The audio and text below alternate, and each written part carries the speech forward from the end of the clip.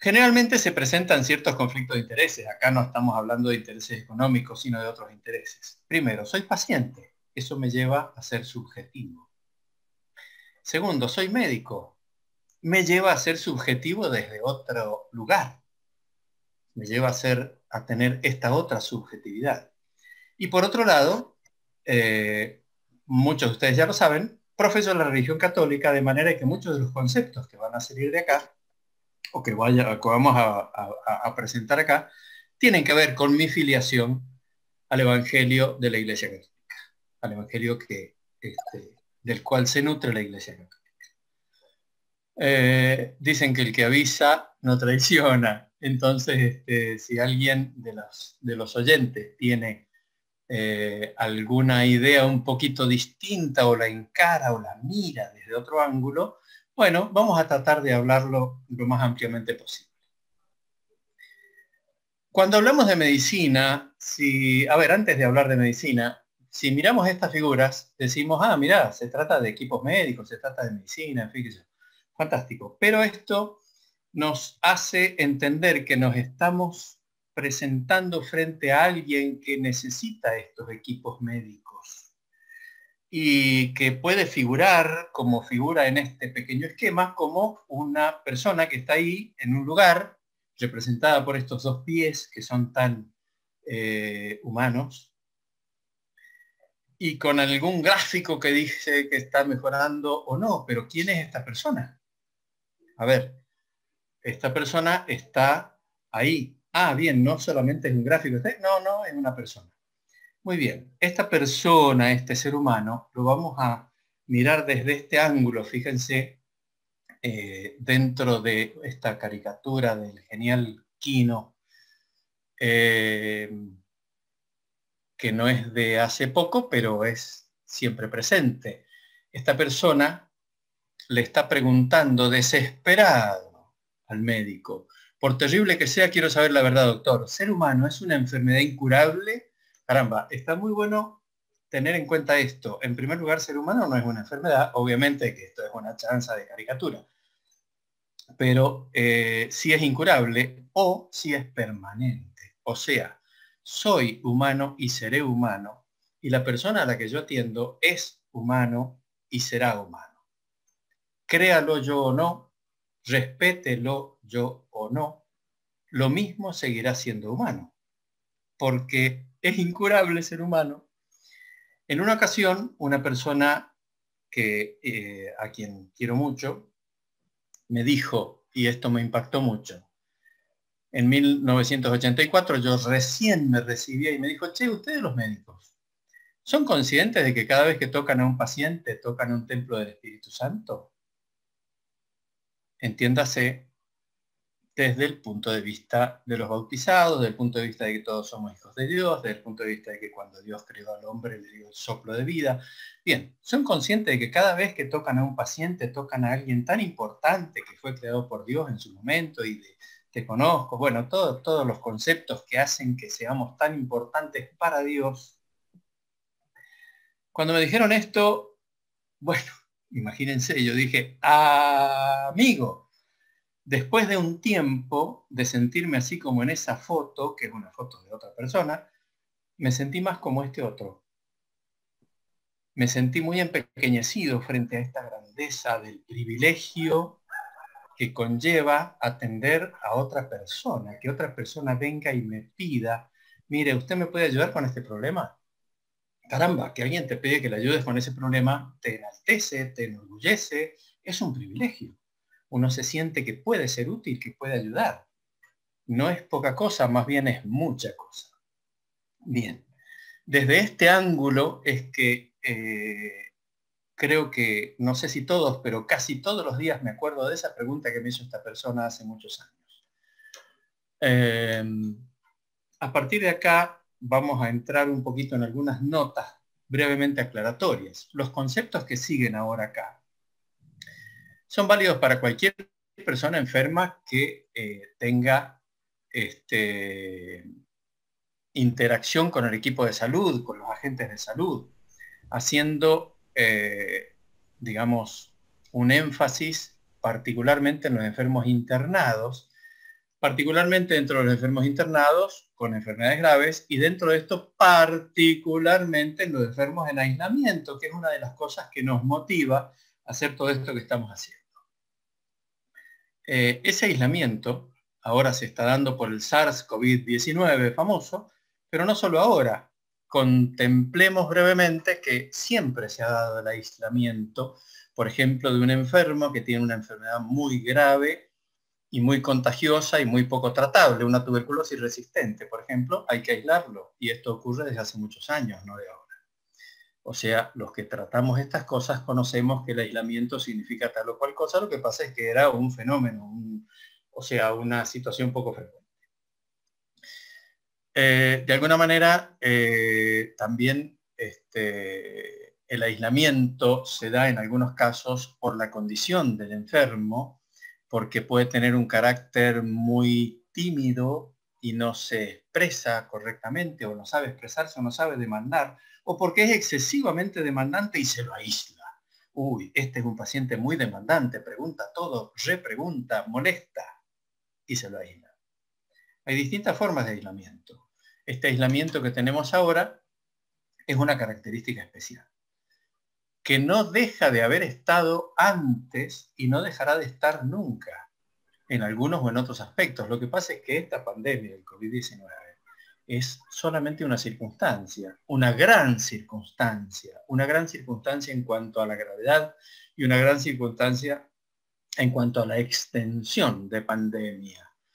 Bien, pero es una circunstancia. Y todas estas condiciones, todas estas situaciones que se van dando de manera cotidiana entre los agentes de salud y los pacientes con los agentes de salud y entre los pacientes de esta enfermedad con su familia, son circunstancias que se han dado toda la vida y que ahora se están develando porque están mucho más iluminadas. El foco de atención está muy puesto en las situaciones de atención sanitaria.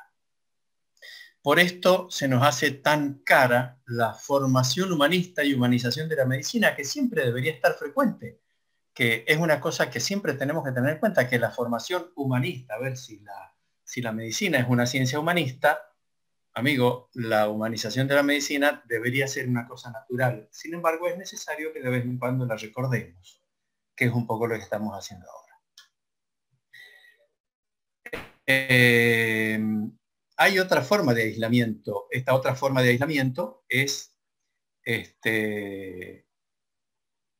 vendría siendo el aislamiento que es más común ahora y que antes no era tan común, solo en algunos casos. Por ejemplo, una persona muy vulnerable, un enfermo de un trasplante, que ha recibido un trasplante, un enfermo hematológico, por ahí se lo atiende en forma aislada con todos los EPP, o sea, los elementos de protección personal, y eso conlleva que una persona tenga gorro, barbijo, careta, túnica, camisolín, guantes. Entonces el enfermo no ve al agente de salud, no ve al enfermero, no ve al médico. También estos elementos de protección personal son una barrera entre el enfermo y quien lo está tratando o acompañando en ese momento. Dentro de estas notas, digamos que este estado de completo bienestar físico, mental y social, como lo muestra la OMS, adolece de una carencia importante, que es la dimensión espiritual, y que es la que nos conlleva, que es la que nos lleva a esta conversación que estamos teniendo ahora. Esta dimensión espiritual que nos está dotando de un sentido y un propósito a las propias acciones, a la propia existencia, que nos permite contar con un sistema de valores y aplicarlos, que nos permite trascender, que nos permite realizar las prácticas propias de una profesión religiosa asociadas a la fe o a las creencias o a los valores morales que se profesan. En definitiva, toda esta dimensión espiritual es la que nos lleva a entender que existe algo más que el solo tratamiento, la sola receta, la sola inyección, el solo colocar un suero, o el solo quejarse por falta de paciente, o exponer nada más enumerando sus síntomas. Otro aspecto a tener en cuenta, que el paciente de una enfermedad, esa persona que está padeciendo una enfermedad, tiene enfrente de sí, tiene un equipo de salud. Este equipo de salud está compuesto por diferentes disciplinas, por diferentes profesionales. Estamos hablando del kinesiólogo, del enfermero, del radiólogo, de la persona que entra a limpiar, de la persona que anota en un paciente ambulatorio que va a un consultorio, o en una persona que está internada, que le hace la estadística. Todos ellos llevan a digamos, trabajan para un fin común, que es la atención más integral posible de la salud de esa persona. Este equipo de salud está actuando siempre, aunque parezca que en un momento determinado es solamente el enfermero que está colocando un suero. Sin embargo, está todo el equipo de salud detrás, porque ese suero está preparado por un farmacéutico, por ejemplo. Así, dentro de estas notas también, pero ya entrando en tema, muchas veces se toma como la medicina como un objeto, como un objetivo de la salud o de la enfermedad. Esto es muy pobre, porque estamos viendo solamente una condición de la persona. Y tenemos que recordar siempre y tener muy en cuenta que la medicina tiene un sujeto de estudio, que es la persona humana. Esto para muchos de ustedes es muy obvio y lo conocen muy bien, pero tenemos que ir mencionándolo. De esta manera estamos mirando al propio sujeto, estamos mirando a la propia persona, al sujeto que está en una condición, que está sano, que está enfermo, que está doliente, que está en pleno uso de sus facultades o no. Y de alguna manera este sujeto nos interesa, lo que vamos a hacer es preservar su salud o prevenirla. Estamos tratando de obtener la famosa vacuna, pero ya nos hemos colocado hace mucho la vacuna de la viruela, la de sarampión, la de la esta y la aquella, y estamos haciendo prevención de salud.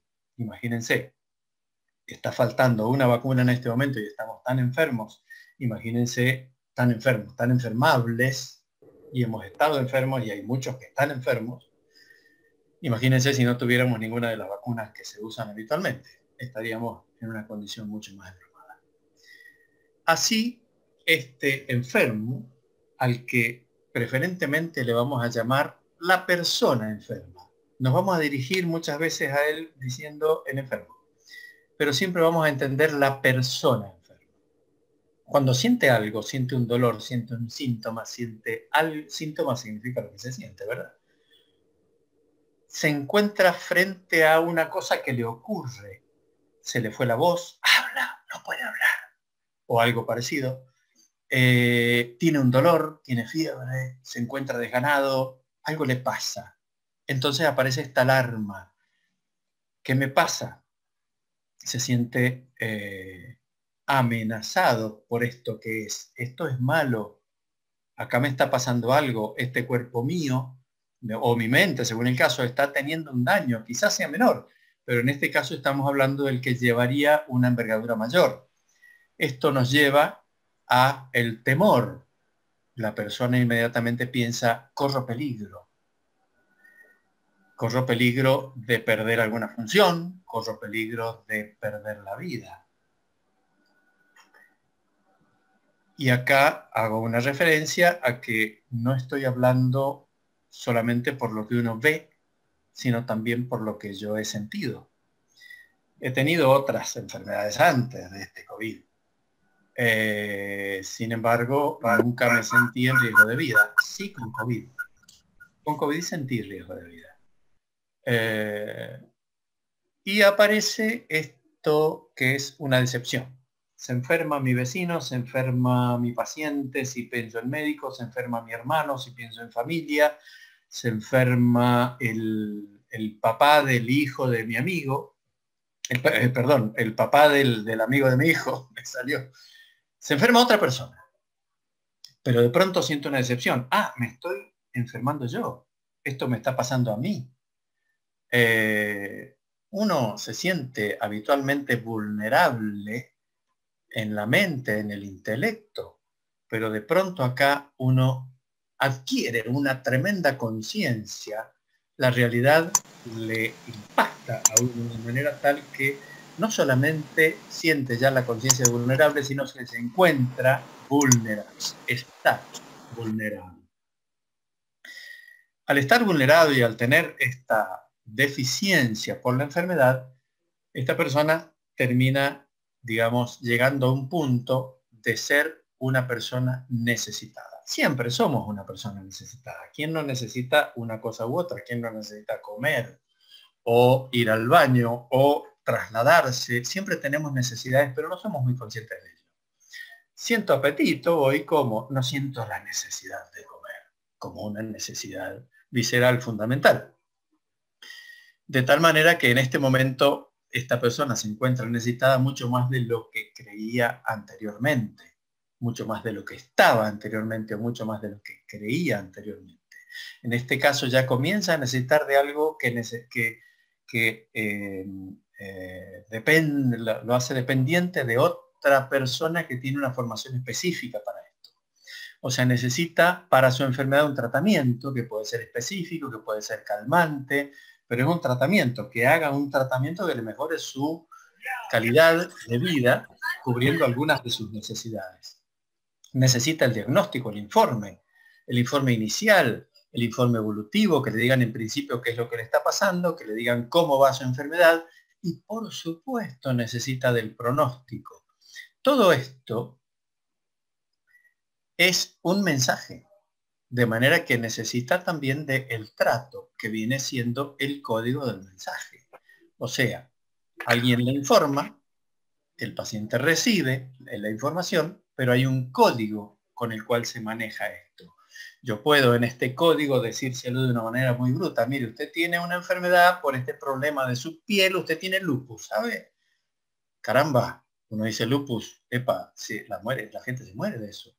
Usted tiene el cáncer suyo está metastizado, está esparcido por todo su cuerpo, ¿me entendió? Caramba, es un código muy duro ese. Hay que preparar al paciente para entregarle semejante mensaje, donde el mensaje mismo es el mismo, pero donde la forma de entregarlo presenta una situación completamente distinta para la persona que lo recibe. Entiende una cosa distinta, entiende mejor, entiende más suavemente y se siente apoyado cuando uno se lo expresa de una manera que no sea tan agresiva, que no sea tan dañina propiamente.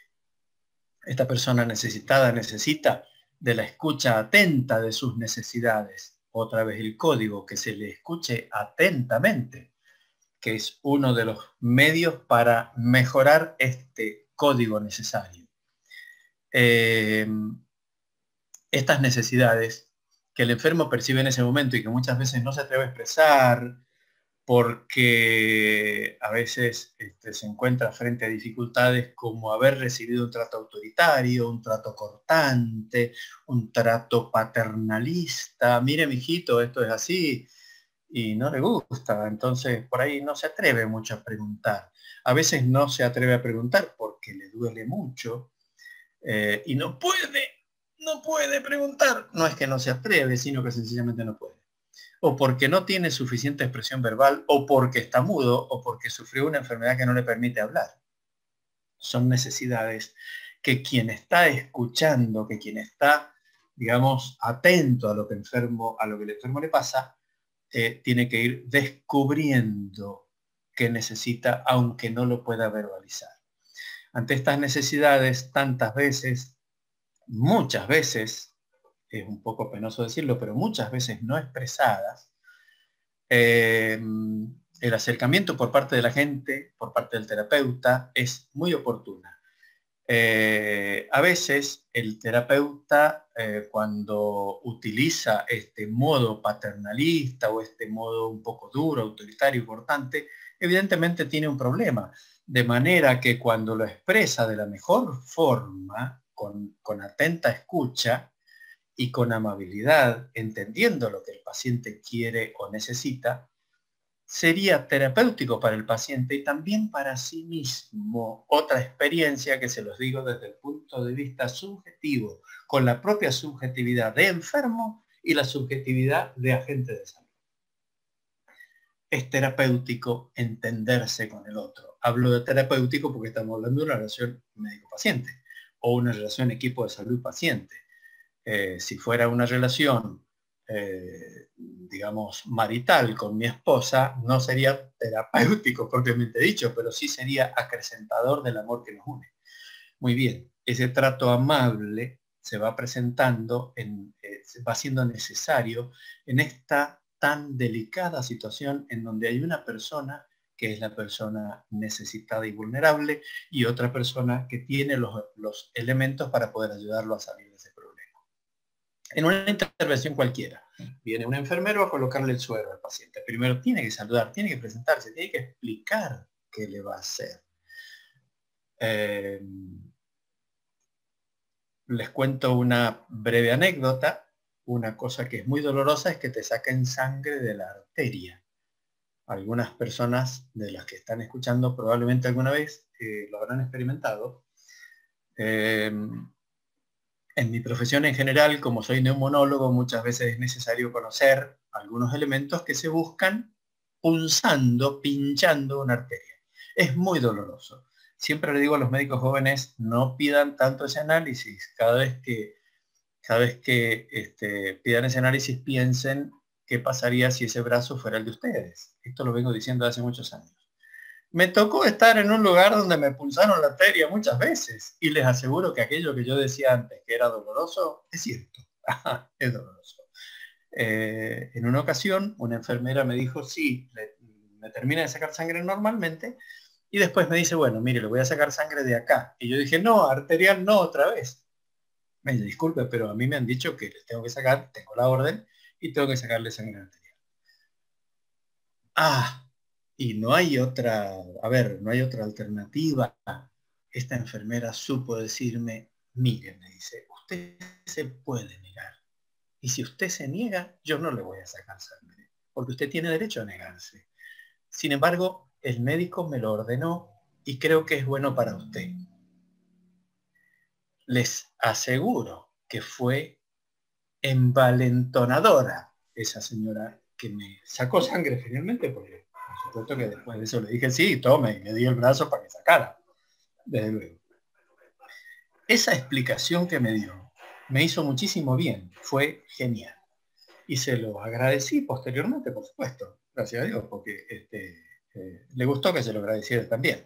Después de la intervención, si uno hizo algo o le hizo un estudio o una consulta o le entregó alguna información al paciente, es necesario asegurarse que el mensaje llegó, que fue entendido, que no quedó incompleto hasta donde se puede. Quisiera hablar de algo más, se encuentra bien. Con alguien más, sí, me gustaría la opinión de... Bien, vamos a tratar de que tenga esa opinión. Necesita algo más esto, tanto para quien informa o para quien recibe la información, como para quien recibe una prestación natural, como quien le está dando de comer. A mí me dieron de comer. Terminaron de comer eso. ¿Necesita algo más? Sí, necesito que me enjuagues la boca. Ah, qué importante. Es una cuestión menor. Y hay otras cuestiones menores que no son tan menores. Sí, necesito que me traigas la chata, porque tengo necesidad de defecar. Caramba, ahí adquiere tanta importancia este asunto. Por supuesto que esto mismo se da con la familia. La familia del enfermo es una prolongación del enfermo. La familia del enfermo es donde el enfermo tiene y adquiere generalmente su valía de sus afectos, su valor en cuanto a persona perteneciente a esta institución que lo contiene, que le enseña, de la cual proviene y también a la cual la está formando, por ejemplo, los hijos. La familia no es el enfermo, pero requiere su espacio en todo esto que estamos diciendo. Muy bien. Fíjense que si entramos en este asunto ya de la persona que está,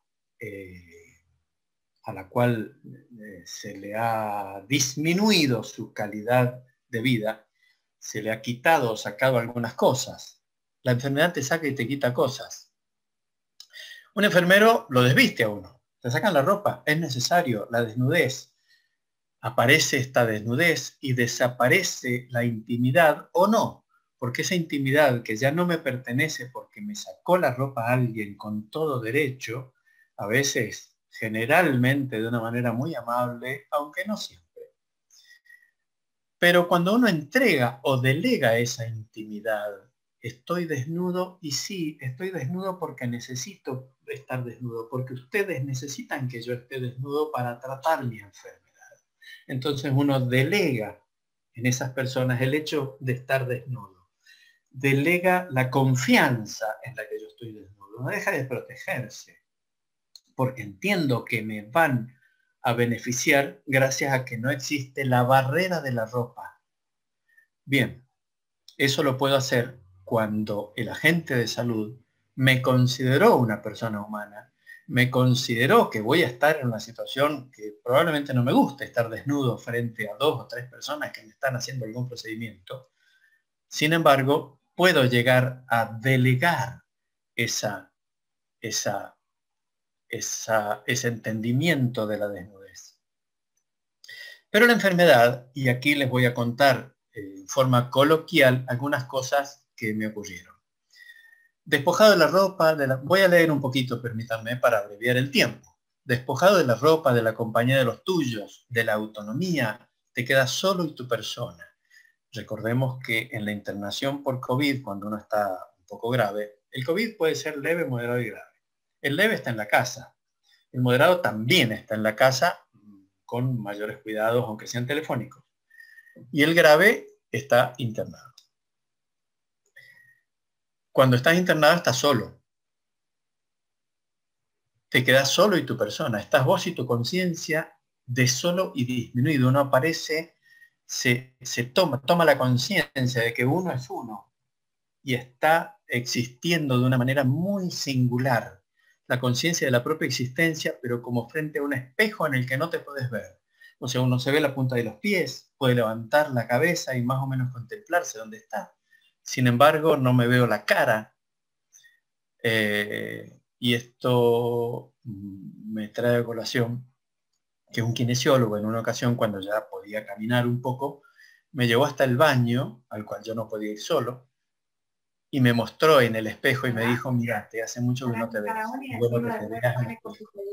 Fue tremendamente importante que este kinesiólogo, a quien le agradezco muchísimo, me hiciera ese favor de ponerme frente al espejo y decirme, mírate, ahí estás. Fue genial. Él consideró que yo estaba como persona sufriendo una situación que yo no había pedido y que estaba sufriendo bastante esa situación. Y entendió que mi sufrimiento no era solamente ir saliendo de una enfermedad grave, de un respirador, etcétera, sino que mi sufrimiento también era estar solo y solo de mí mismo. Cuando me pude ver al espejo, a pesar de que estaba barbudo, desaliñado, despeinado, flaco, feo, me encantó verme al espejo gracias a este que me hizo ponerme frente al espejo. Destaca en este momento la conciencia o la incertidumbre de quién es uno, quién viene siendo, cosa que no nos estamos preguntando todo el tiempo. Sin embargo, cuando estás enfermo, con cierta gravedad, y solo eso destaca, de cómo es uno y de cómo está siendo en ese momento, física y moralmente, cómo me siento desde el punto de vista físico y cómo estoy sintiendo mi persona moralmente hablando, mis valores que están en juego. Esto es un poco más de lo mismo, pero cualquier saludo es bienvenido. Cualquier saludo es bienvenido. Y les recuerdo, les cuento una cosa más.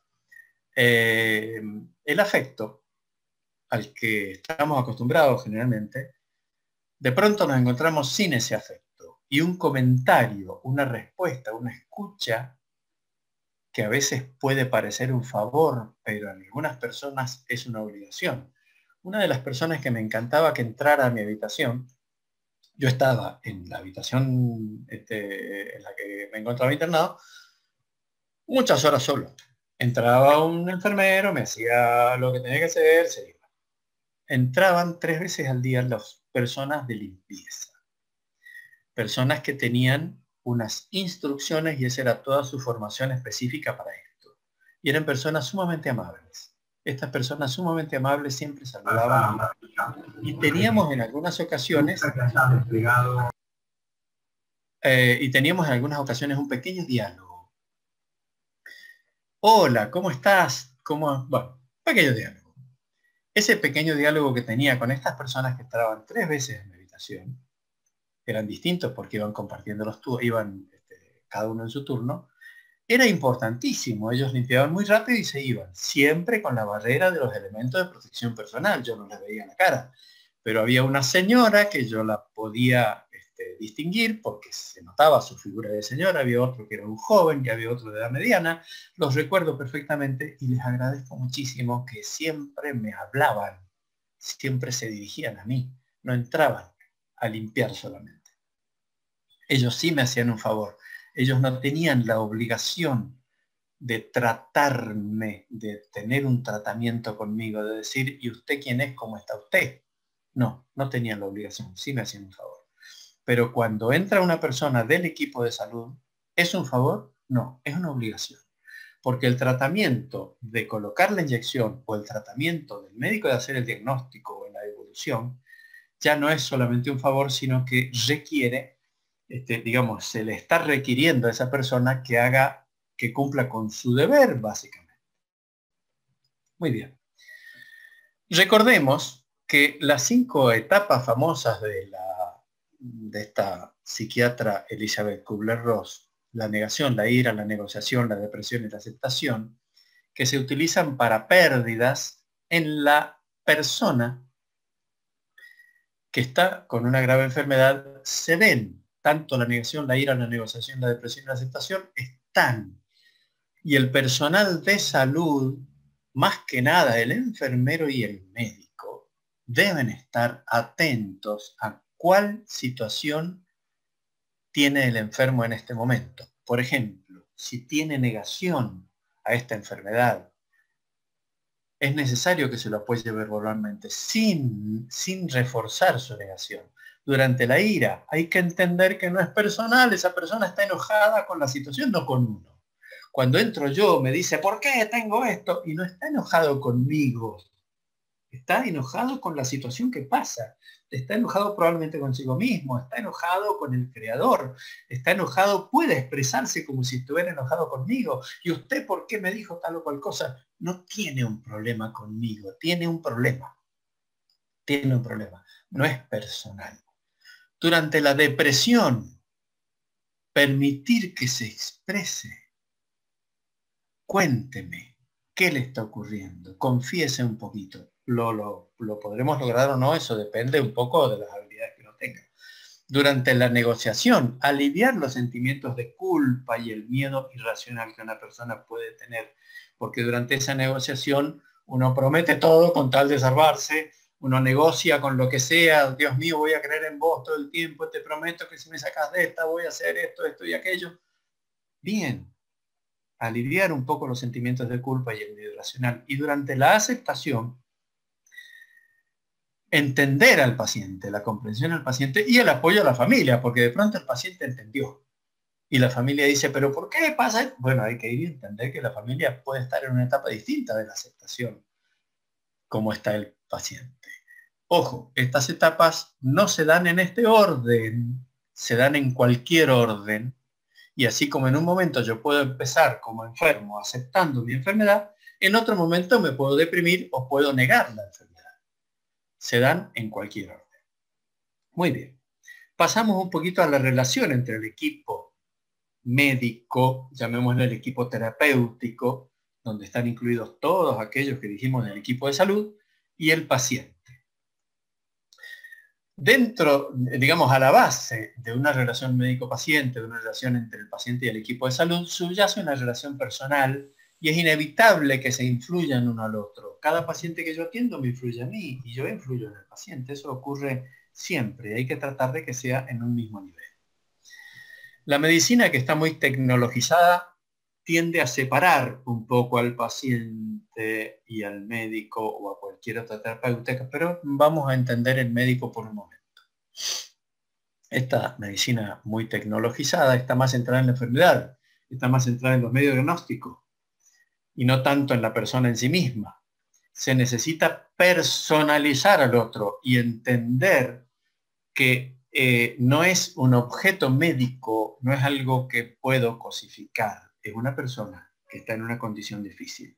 Pero en el otro extremo uno llega a angustiarse cuando se compromete demasiado con el enfermo. Demasiado significa de más. Entonces me comprometo tanto que termino yo afectándome por esta situación. Hay algunas cosas que son algunas dificultades inherentes a la relación médico-paciente. Una de ellas es que generalmente el médico es visto como alguien superior, porque tiene conocimientos, títulos, da respuestas, habitualmente no se le cuestiona, y generalmente hace de local. Generalmente es como en un partido de fútbol, el local tiene ciertas ventajas. Bueno, el médico tiene que entender eso. En primer lugar, no es nadie superior, solamente tiene elementos que adquirió, pero en su persona no es superior, para nada. Esta caricatura, otra vez de Quino, me parece muy explicitadora de cómo algunas personas pueden llegar a ver al médico y cómo el médico puede propender a que se lo vea de esa manera, cosa que es un error tremendo, porque lo único que logra es alejar más esa distancia entre uno y otro. El sufrimiento del paciente también es una dificultad en la relación, porque este sufrimiento, esta persona no está en condiciones de aliviarlo por sí mismo y depende de otro. Naturalmente es que esta persona se va a quejar, va a exigir, insiste, repite, expresa temores. Es natural que esta persona dependiente de otra, es natural que tenga todas estas exigencias. Uno por lo menos debe estar al tanto de estas diferencias y poder contener al paciente. Rápidamente les cuento que en general a la mayoría de las personas, en un estudio que se hizo hace un tiempo, les gustaba que se les llamaran por su nombre. A unos cuantos no les importaba y eran muy pocos los que no les gustaba. La mayoría un poco mayores porque están más acostumbrados a la formalidad. La mayoría de los pacientes no desean llamar a su médico por su nombre de pila. Esto me pasó. Yo soy un médico que en ese momento tenía 63 años. Y me estaba atendiendo un médico que había sido alumno mío. Ahora es médico y había sido alumno en la facultad. Y me decía, profe. Después me pasó a decir Miguel. Y me tuteaba. Y yo lo tuteaba a él. Pero yo no le decía por el nombre. Yo le decía, doctor tanto. Lo tuteaba y le decía, bueno, ¿cómo no, doctor Marcos? Siempre le anteponía el título de doctor. Me gustaba conferirle que no era solamente aquel alumno que yo había tenido, del cual yo me enorgullecía, sino le daba un trato un poco preferencial. Uno, cuando está enfermo, prefiere mantener ese trato preferencial.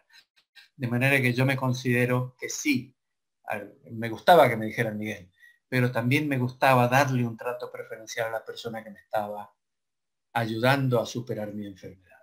Esto es un gráfico que refleja lo anterior.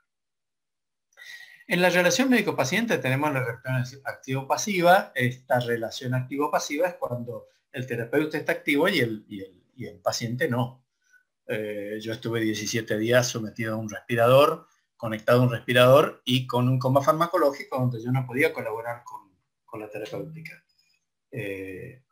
Pero la otra, estaba en un coma farmacológico, pero la otra es la relación de cooperación guiada o de participación mutua, que es a la que nos referimos. Así tenemos distintos modelos. El modelo paternalista, que es bastante dañino. Hace mucho tiempo se creía que era así la cosa. Mire, mijito, mire, mijita, esto es así. Y el paciente no tenía mucha participación en las opiniones. Su opinión era superflua. Lo que es importante para él no contaba. Sus opiniones en definitiva no cuentan. El modelo paternalista es un modelo bastante perimido, pero todavía existe y mucho. No importa la edad, ¿eh? Conozco médicos muy jóvenes que utilizan un modelo paternalista que te despierta ciertas alarmas. El modelo comercial es algo que predomina en la medicina ambulatoria. El paciente paga, entonces se hace lo que yo quiero. Se hace lo que el paciente quiere. Tenemos un modelo autonómico donde, mire, la decisión es suya. Yo soy nada más que un técnico científico y le pongo por delante las opciones y usted tiene que elegir. Informa, en el mejor de los casos, asesora. El paciente es dueño de su cuerpo y su persona y por lo tanto decide, aún en contra de lo que se aconseja. Esto de que el cuerpo es mío y hago con él lo que quiero, tiene muchas connotaciones. No vamos a entrar en tantas connotaciones porque sería muy interesante pero muy largo. El modelo legal lleva a una falta de confianza entre el médico y el paciente. Es mutua la falta de confianza.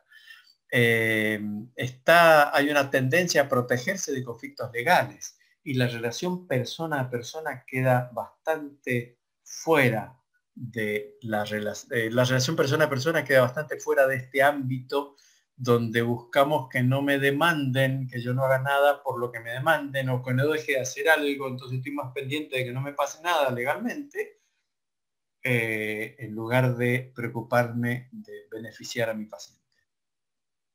El modelo tecnológico es un modelo en el cual el paciente está un poco ausente, se acentúa con el aislamiento. Se acentúa mucho con el aislamiento porque uno está conectado a muchos aparatitos que muestran cómo estás. Una que marca tu frecuencia cardíaca, otra que marca la frecuencia respiratoria, otra que marca permanentemente la temperatura, otra que marca permanentemente la oxigenación. Y son todos aparatos que están alrededor de uno haciendo pip, pip, pip, pip, y no hay una persona al lado. Es muy tecnológico. ¿Es necesario con el aislamiento? Por supuesto, es necesario con el aislamiento. En este caso, los médicos están más entrenados para hacer preguntas que para escuchar al paciente. Sin embargo, yo tuve la experiencia de que me escucharon mucho. Se podría decir que tenía ciertas prerrogativas porque los que tenía conmigo eran compañeros de trabajo. Yo estuve internado en el hospital donde trabajo, de manera que eso me facilitaba un poco la entrada con ellos. Pero en este caso estoy hablando de las personas que están sometidas a una atención de salud demasiado tecnologizada, donde el paciente es un ausente en su propia consulta, no se lo considera. Esto está favorecida por la falta de habilidades comunicativas y también por la falta de confianza del paciente cuando ve que la tecnología lo está tratando más que el médico, aunque haya personas detrás de esa tecnología. El paciente necesita un interlocutor igual a él, una persona que sea interlocutor. De ahí que el modelo de alianza, que es el que nos interesa, es donde hay confianza mutua y donde los valores del paciente están considerados por el médico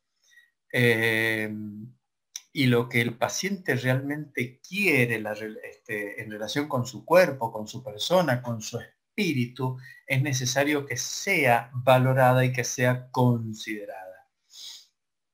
El paciente es vulnerable y el médico es consciente de que el paciente es vulnerable. Actúa para beneficiar, busca el bien del paciente y el paciente puede colaborar con eso.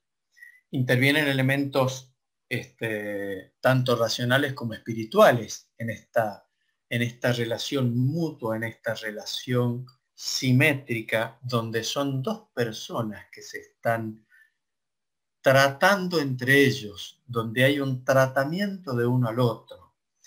Un tratamiento de uno al otro porque si yo tengo como paciente, yo enfermo, entro y voy a tratar de saludar amablemente a la otra persona porque la quiero predisponer a mi favor.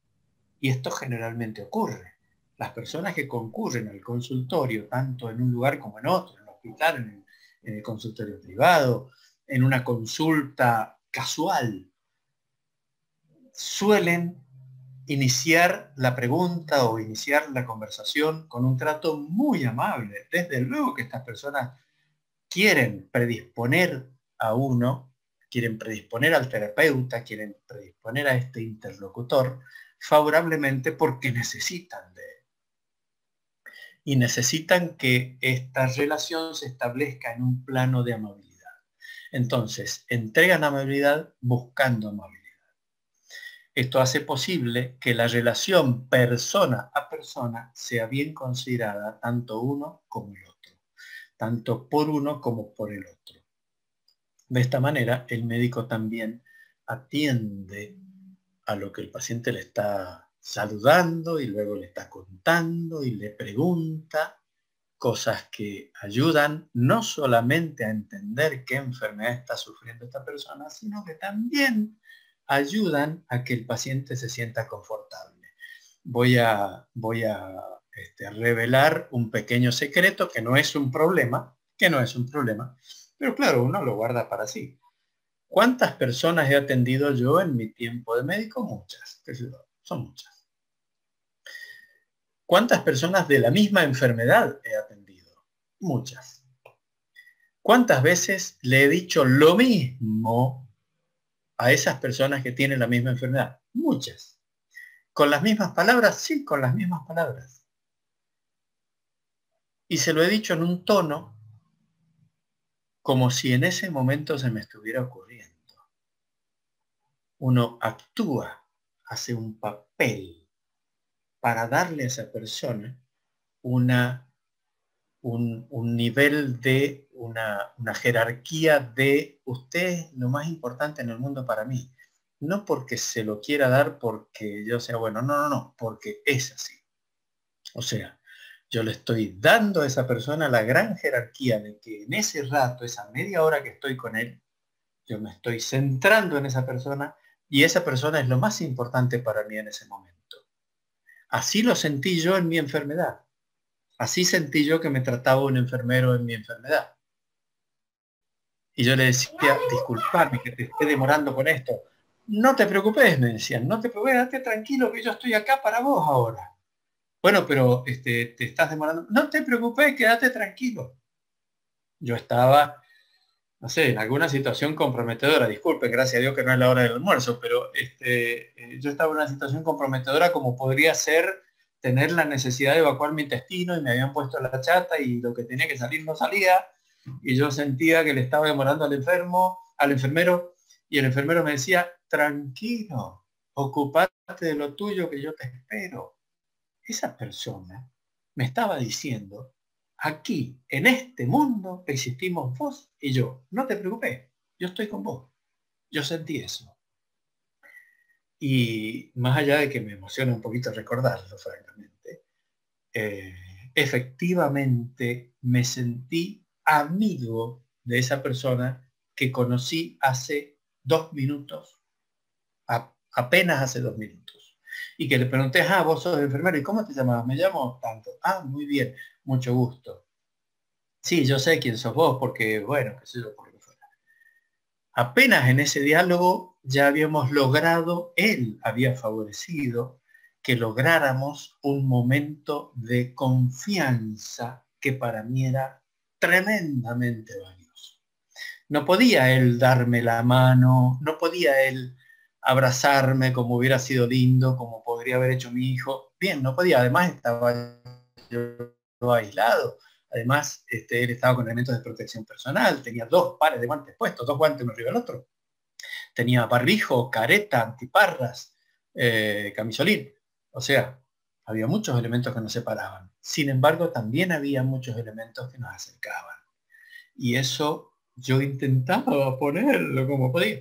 Y este enfermero, y no fue el único, a ver, no era un enfermero, me estoy acordando de un caso, pero podríamos estar hasta mañana contándoles anécdotas de esto y todas serían más o menos parecidas a las que les acabo de contar.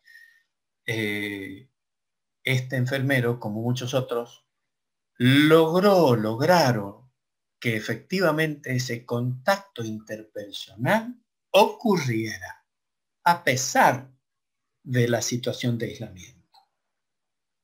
De ahí entonces que esta capacidad de transmitir confianza, más allá del entrenamiento que uno tiene, la capacidad de transmitir esa confianza es lo que hace que esta persona pueda llegar a las habilidades comunicativas y a las aptitudes relacionales. O sea, vuelvo a lo de hace un ratito. Una relación entre un terapeuta y un enfermo, entre un agente de salud y un enfermo, entre la persona que limpia, el enfermero, el kinesiólogo, el radiólogo, el médico cirujano, el médico de la guardia de la terapia o el médico que recibe a un paciente en el consultorio, todos estos agentes de salud,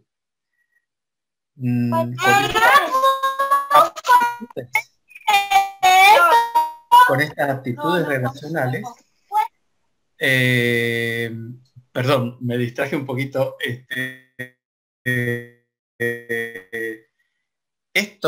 estos agentes de salud con estas aptitudes relacionales pueden lograr que esa persona se sienta, primero, considerada como persona, segundo, considerada como persona enferma y necesitada de su actuar, y tercero, se sienta mucho más cómoda dentro de su incomodidad, dentro de esta incómoda enfermedad. Muy bien, acá termina la primera parte de la charla, que es la más larga, y me voy a referir brevemente, estamos hace un rato ya, brevemente a el protocolo, al protocolo famoso, donde a este protocolo para el acompañamiento de pacientes en situaciones de últimos días, horas de vida. Mediante esta resolución, el gobierno de la provincia, en el mes de agosto, que ante la dolorosa situación que se plantea,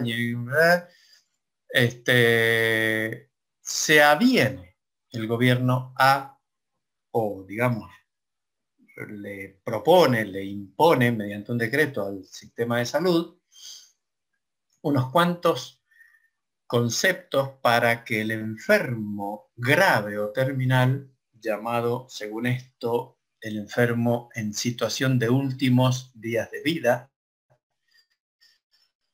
o últimos días, horas de vida, tenga cierta garantía de que va a ser atendido de la mejor manera y que su familia pueda acceder bajo ciertas condiciones, por supuesto, bajo ciertas condiciones de precaución para el mismo familiar, que algún familiar pueda acceder a ver a su enfermo, a ver a su persona que está enferma y que probablemente se muera pronto. Estamos asistiendo al hecho de que muchas personas terminan muriéndose, más allá de que no nos guste, que quisiéramos que no, pero la realidad es que terminan muriéndose y eso ya escapa a nuestras acciones. Pero no escapa a nuestras acciones el hecho de que podamos permitir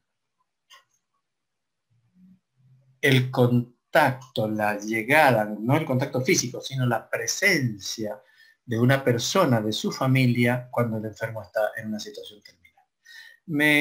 Esto es muy personal lo que les voy a decir, me molesta un poquito la sigla que le pongan SUD, situación de últimos días de vida.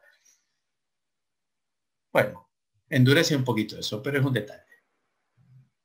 Y me llama la atención que debamos decretar que haya sido necesario que se decrete. Esto no ha ocurrido en San Juan solamente, esto ha ocurrido en todo el mundo.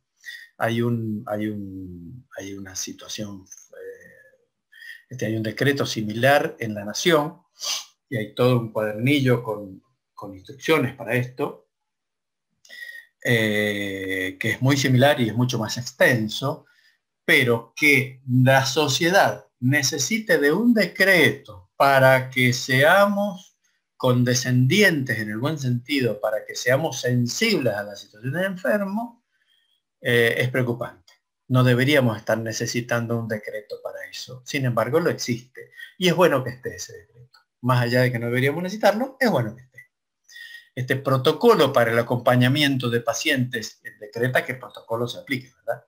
Este protocolo para el acompañamiento de pacientes en situación de últimos días u horas de vida tiene algunos considerandos que ponen, por ejemplo, voy a mencionar estos dos, dada esta situación resulta indispensable, caramba, esto es una cosa que ocurre todo el tiempo, que ocurre desde hace años y que debería seguir siendo considerada.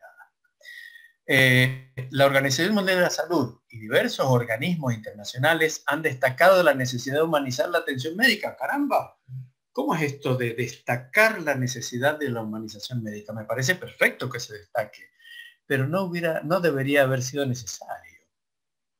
Bien, tenemos que entender que la humanización de la medicina es, como dije al principio, una redundancia. La medicina es una ciencia humanista.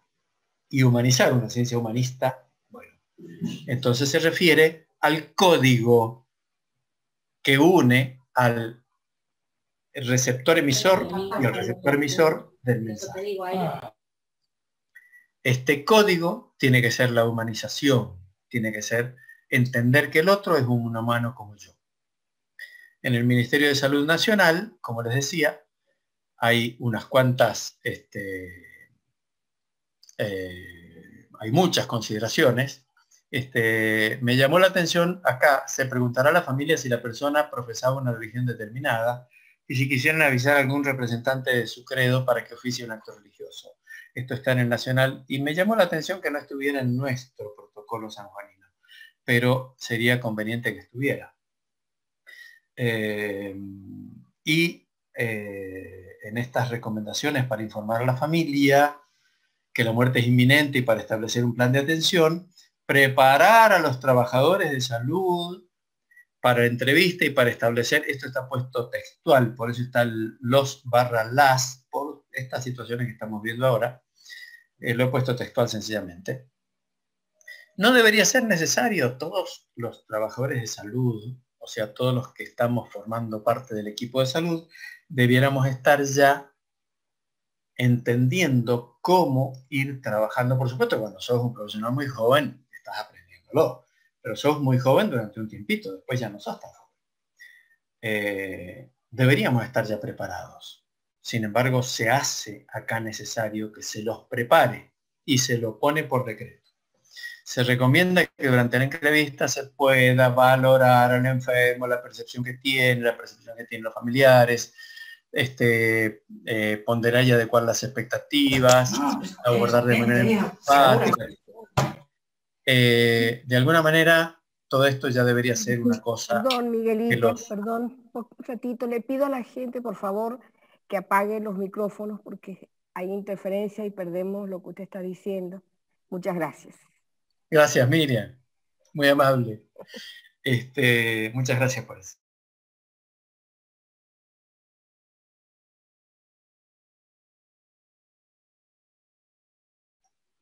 Ahí está, ahí me activé. Listo, porque sí, el audio mío tenía que estar prendido.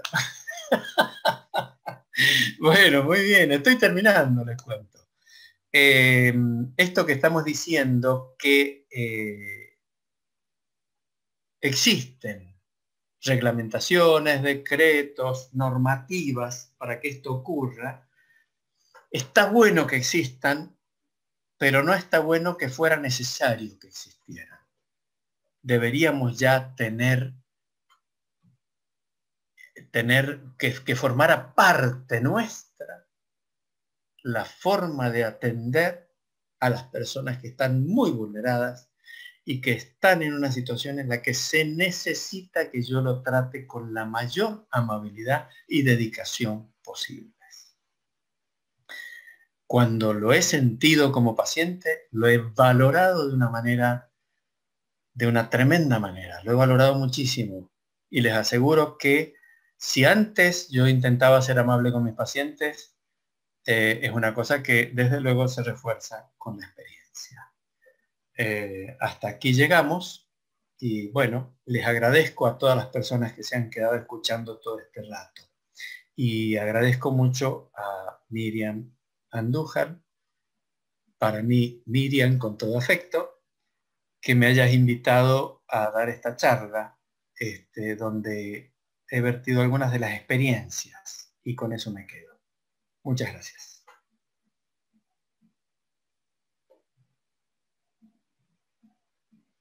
Miriam va a tener que activar el micrófono. Ahí donde dice en el cartelito azul que dice activar audio, arriba. Pon el mouse en tu carita y arriba sale un cartelito celeste.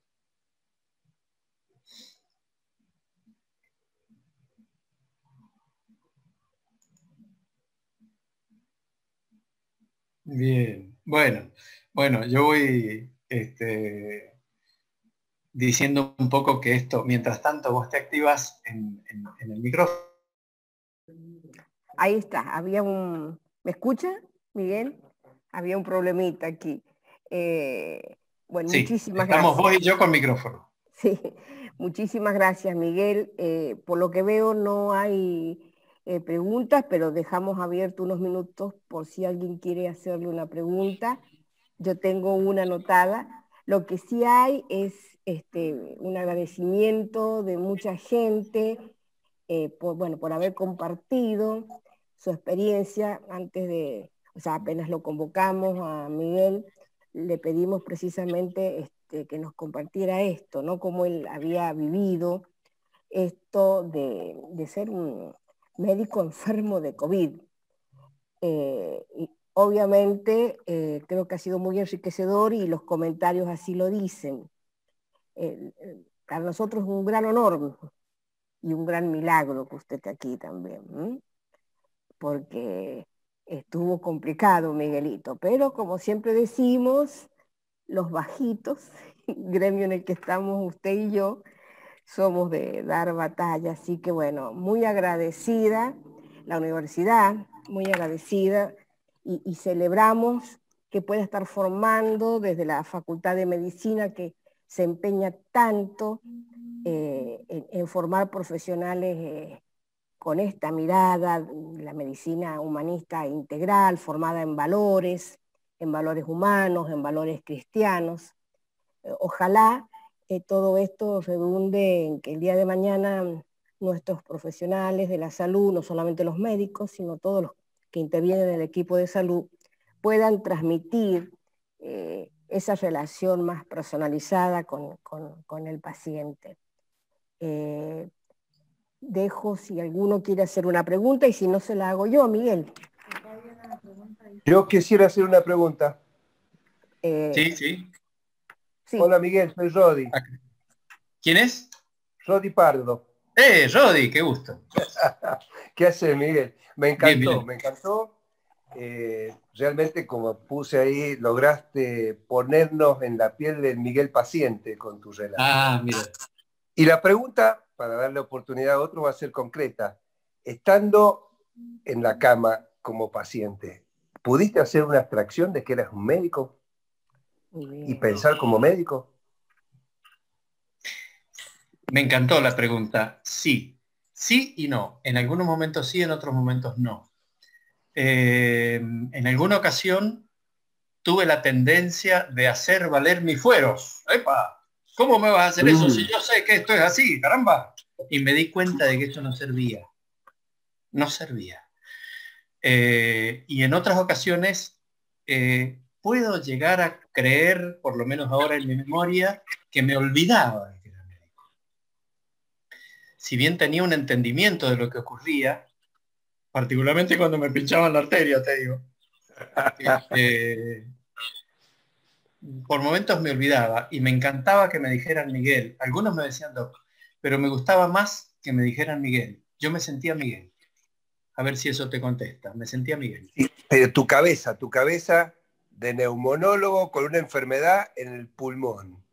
Sí, sí. ¿Lo pensabas como médico? Sí, desde luego que sí. Miraba el cartelito de la saturación, me probaba, respiraba un poco hondo, a ver qué pasaba, etc. Pero más por una cuestión de que es inherente a lo que uno conoce. Sin embargo, cuando se trataba de algo más profundo, más visceral, como me sentía, pasaba a ser Miguel y me olvidaba de todo lo demás. Y cuando ocurría alguna cosa en la que me tenía que poner en manos de alguien, me decía a mí mismo, Miguelito, entregate, porque es la forma en como mejor la vas a pasar. o como menos peor. Vas a sufrir menos si te entregas. ¿Sí? Bien, Va por ahí. bien. Gracias. Te felicito, Miguel. Te felicito porque has desarrollado una charla muy, muy linda. Gracias, Rodi.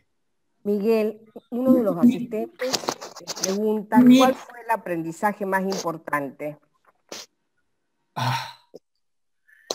Tiene que ver mucho con la dimensión espiritual. Aprendí muchas cosas en un plano un poquito inferior, pero el más importante fue en el plano espiritual. ¿Qué hago acá de vuelta? ¿Por qué estuve tan cerca de morirme en 3 oportunidades cuando lo supe después, porque me lo contaron después a esto? Yo estaba en coma farmacológico cuando ocurrió esto. ¿Por qué no me morí? Entonces mi aprendizaje más importante fue, o sea que aquello de que uno tiene una función en la vida, o sea que aquello de que uno está aquí por algo, si Dios permite que uno esté acá en este lugar y siga siendo esposo, padre, amigo, vecino, etcétera, algo tengo que hacer aún.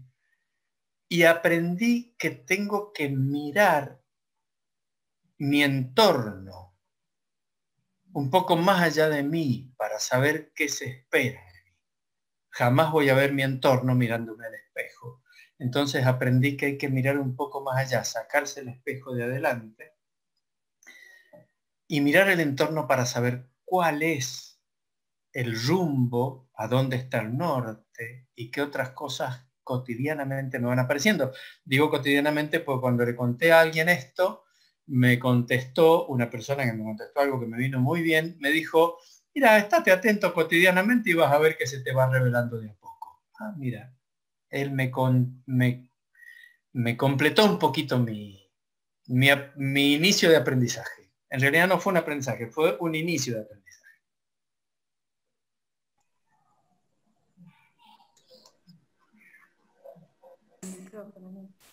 ¿Alguna otra persona, una pregunta? Miriam, ¿me permites? Sí, Soy María Inés Dufour. Perdón, un gusto. Hola, María Inés. Por su presencia, Sí. la decana de la Facultad de Ciencias Médicas, en cuya espalda recae la enorme responsabilidad de preparar a nuestros profesionales. Gracias. La verdad, doctor Miguel Quiroga Barragán, realmente Miguel, esto ha sido sumamente enriquecedor. Para mí es una cita frecuente en mi discurso de egresados pedirle a los alumnos que egresan que se pongan en el rol de paciente, porque todos los egresados, estos médicos que están rebosantes de alegría, en algún momento van a estar en el rol de paciente como te ha tocado a vos, Miguel. Y que ellos piensen en el desarrollo de su actividad profesional, justamente en cómo les gustaría ser tratados cuando ellos sean los pacientes. Y la verdad que lo que vos acabas de contar, básicamente es de una enseñanza y de una profundidad que yo quisiera que nuestros alumnos lo pudieran hacer carne, porque la verdad que cuando son jóvenes por ahí es como que se sienten inmortales, ¿no? Y cuando pasa un tiempo y uno empieza con algunos achaques y se enfrenta a esa situación de ser paciente, espera uno tanto, espera hasta la mirada del otro. Esa anécdota que cuentas de que entraba el personal de limpieza y te hablaba, y qué importante era para vos eso. Realmente yo espero que nuestros alumnos tengan la conciencia real de esa humanización de la medicina. Y que, bueno, docentes como vos, Miguel, que desde lo disciplinar y desde lo actitudinal transmiten a nuestros alumnos esos valores. Puede hacer no es que pueda hacer, realmente yo tengo datos ciertos de que nuestros alumnos se distinguen en ámbitos donde pueden brindar algo más. Y eso me llena de orgullo, lo transmito a todos los docentes, lo transmito a la universidad, y la verdad que si bien pretendemos que nuestros alumnos sean brillantes, que sepan mucho, pero también que sean humanos, ¿bien? Así que, Miguel, realmente agradecerte esta charla, verte también es muy reconfortante. Además, sos docente, sos brillante, y además sos papá de un alumno nuestro. Y la verdad que estás en muchos roles. Y bueno, darte las gracias por esto, y la alegría de que estés tan bien y bueno, entre nosotros. Y mira a tu alrededor, te vamos a necesitar en la facultad, así que una de las cosas por las cuales te has quedado acá es tarea en la universidad. Así que un abrazo grande, Miguel. Un abrazo grande. Gracias, Miriam, por hacer posible esto, porque la verdad que es muy enriquecedor. Muchas gracias, Marines. Muchas gracias por tu palabra. Bien. Gracias. ¿Alguien más? ¿Alguna preguntita? ¿Vivi? ¿No? Bueno, yo creo que sí, muchos agradecimientos. Acá hay alguien. ¿Crees que es posible abarcar la moral hacia el trato hacia la persona en otros ámbitos más allá de la medicina? Pregunta Emi. ¿Repito, Miguel? Sí, por favor. ¿Cree que es posible abarcar la moral hacia el trato hacia las personas en otros ámbitos más allá de la medicina? Empiezo por la conclusión, desde luego que sí. Como dijimos al principio, la relación entre el equipo de salud y una persona enferma tiene como sustrato una relación interpersonal. Esa relación interpersonal se da en todos los casos. Yo me paro en el kiosco a comprar galletas y se da una relación interpersonal. Cuando recibo las galletas y le pago y lo saludo, buenas tardes, ¿tiene galletas? Sí, tome, aquí tiene, muchas gracias. Es toda una relación interpersonal. Sí. Y es una cosa muy, muy menor, una compra pequeña. En cualquier ámbito en que dos personas se encuentren, subyace esta relación interpersonal que lleva a un comportamiento moral, tanto en el aspecto ético-moral como en el aspecto que toca a la profundidad espiritual de cada uno. No lo percibimos habitualmente, pero subyace todo el tiempo. Espero que le haya respondido a Emi, no sé quién es, pero espero que le haya respondido. Muy bien. Bueno, Monseñor Alfonso Delgado le deja un gran saludo. Miguel, muchas gracias, dice. Rezamos mucho por vos y con mucho afecto. Gracias por tu aporte a la gran medicina. Un abrazo sin COVID. Sin COVID. Un saludo muy grande. Que Dios te bendiga, Miguel. Me da mucha alegría verte. Igualmente, Padre Alfonso. Lo vi en un principio y bueno, intenté saludarlo, pero no sé si le llegó mi saludo. Bien, sí. Te seguimos muy de cerca y rezando mucho, yo veo y mucha gente más, la iglesia de Rosario, que ahora es capital nacional de la pandemia, pero ya va a pasar, ya pasará. Cuídense mucho en San Juan. Que Dios te bendiga a vos y a tu familia. Adiós. Señor, gracias, un abrazo. Gracias. Bien, creo que no hay ninguna otra pregunta. Muchísimas gracias. No nos despedimos sin antes recordarles que el viernes que viene, a la misma hora y por el mismo canal, estará el padre José Juan García y el doctor Luis Matos del Instituto de Bioética de la Universidad Católica de Cuyo, un poco con el tema de esta mirada bioética en los confines de la vida y la importancia de los comités de ética. Así que los esperamos por este canalla a la misma hora. Muchísimas gracias. Gracias, Martín. Gracias a vos. Gracias, Enrique. Gracias. Miriam, un saludo grande a Miguel, acá de su madrina. Ah, Cristina, hola. Sí, hola Miriam. Sí. Estamos acá quietitas, calladitas, pero ya se me pasó esa situación. Bueno, Miguelito, mi sobrino, te mando un abrazo enorme, lleno de cariño y de bendiciones. Esto es para la Popu, ya está. Déjenme explicar. Enamora a mi madrina. Qué gusto escucharte. El gusto es mío, Miguelito. Siempre es un orgullo para tu madrina escucharte y verte, Miki. Sí. Encantado por eso, gracias. Significa para mí. Aquí le vamos a limpiar la baba, mira. Bien. Muy bien. La verdad que hemos humanizado también la virtualidad con estos gestos. Muchas gracias. Sí, tal cual. Muchas gracias a todos. Bueno, nos vemos el viernes que viene. Muchas gracias. Gracias, Miriam. Gracias a todos. Un saludo. Gracias, Miriam. Gracias, padre. Ya vamos a viajar a Rosario. Y yo a San Juan.